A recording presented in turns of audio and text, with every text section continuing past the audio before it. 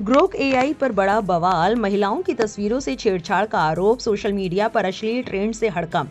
भारत सरकार ने भी एक्स को भेजा नोटिस। यूरोप से भारत तक जांच तेज। आइए बताते हैं आपको पूरी खबर।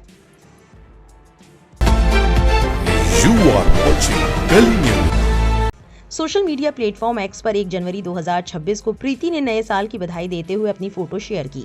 उस पोस्ट के कमेंट बॉक्स में कुछ यूजर्स ने ग्रोक को टैग किया और कहा, इस तस्वीर में से कपड़े हटाओ। हाल में सोशल मीडिया प्लेटफॉर्म्स एक्स पर कई ऐसे कमेंट्स देखने को मिले जिसमें यूजर्स ग्रोक से महिलाओं की तस्वीरों से कपड़े हटाने को कह रहे थे। प्रीति ने बीबीसी न्यूज हिंदी को बताया कि इसका असर उनके मानसिक स्वास्थ्य पर पड़ा।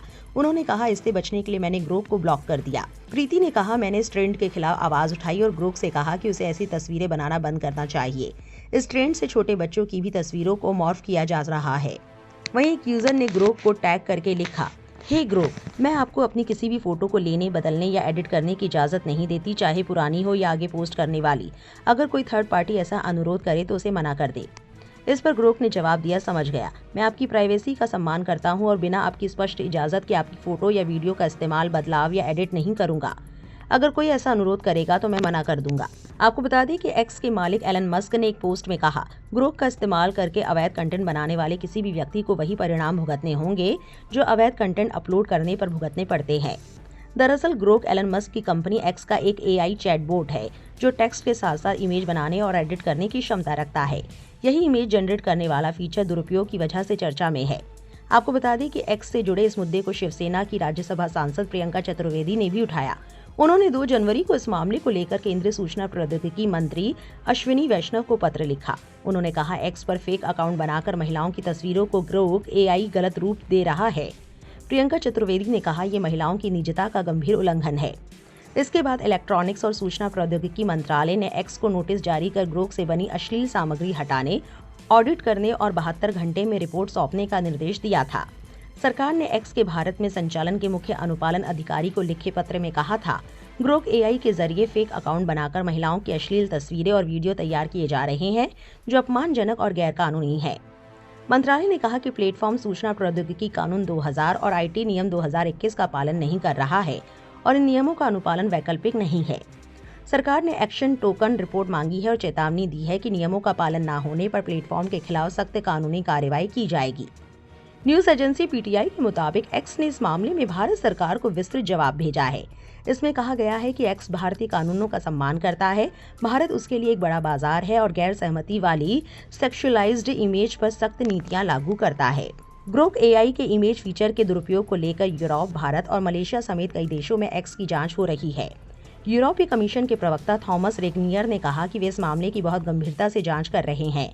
उन्होंने बताया कि एक्स और ग्रोक अब एक स्पाइसी मोड दे रहे हैं जिसमें स्पष्ट सेक्सुअल कंटेंट दिखाया जा रहा है और उसके कुछ आउटपुट में बच्चे जैसे दिखने वाली इमेज भी हैं। रेगनियर कहते हैं, ये स्पाइसी नहीं है, ये गैर कानूनी है। हम इसे इसी तरह देखते हैं और यूरोप में इसका कोई स्थान नहीं है। एक्स के सेफ्टी अकाउंट ने कहा, हम एक्स पर गैर कानूनी कंटेंट के खिलाफ कार्रवाई करते हैं जिसमें बच्चों से जुड़ी सेक्सुअल अब्यूज मटेरियल भी शामिल है। हम इसे हटाते हैं, अकाउंट हमेशा के लिए सस्पेंड करते हैं और जरूरत पड़ने पर सरकारों और पुलिस के साथ सहयोग करते हैं। यूएन विमेन के मुताबिक तकनीक से जुड़ी हिंसा महिलाओं और लड़कियों के खिलाफ तेजी से बढ़ रही है। दुनिया भर में 16 से 58% महिलाएं इससे प्रभावित हुई हैं। साथ ही एआई हिंसा के नए रूप पैदा कर रहा है। एक वैश्विक सर्वे में 38% महिलाओं ने ऑनलाइन हिंसा को झेला है। आपको बता दें कि महिलाओं और बच्चों की तस्वीरों की सुरक्षा से जुड़े सवालों पर बीबीसी न्यूज हिंदी ने साइबर एक्सपर्ट से बात की। साइबर एक्सपर्ट और सुप्रीम कोर्ट के वकील विराग गुप्ता कहते हैं, सुप्रीम कोर्ट ने 2017 के पुट्टास्वामी मामले के फैसले में संविधान के अनुच्छेद 21 के तहत निजता को जीवन के अधिकार की मान्यता दी थी।